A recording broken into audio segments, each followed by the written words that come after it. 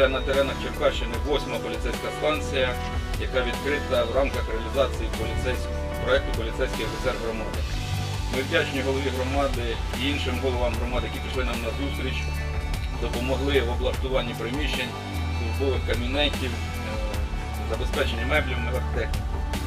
Тож надалі ми тільки будемо вдячні за співпрацю, за порозуміння і будемо працювати задля вашої безпеки і надання якісних сервісних послуг вашим громадам та іншим громадам Черкащини.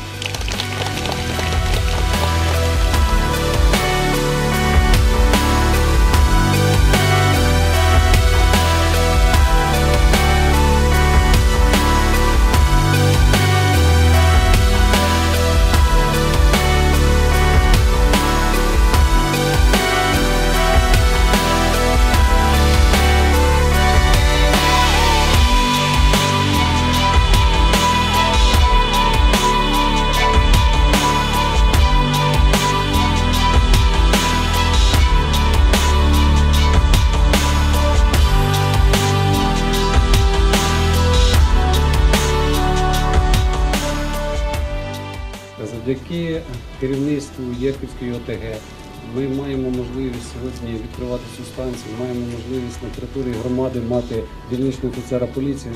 Як на сьогоднішній день це вже поліцейський офіцер громади. Завжди важко бути першим, але і почесним бути першим. Дмитру Борисовичу випала така честь бути першим в Тернопільському районі. І я думаю, що він з цією задачею справиться на відмінно.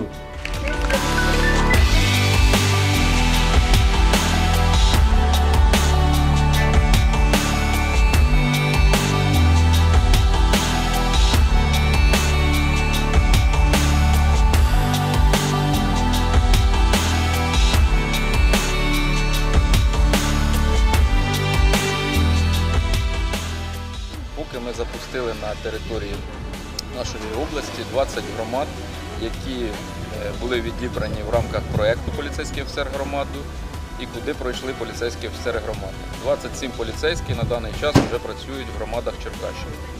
В подальшому ми співпрацюємо на даний час з іншими громадами, які будуть і матимуть можливість забезпечити поліцейського тим самим приміщенням, оргтехнікою, паливно-мастильними матеріалами.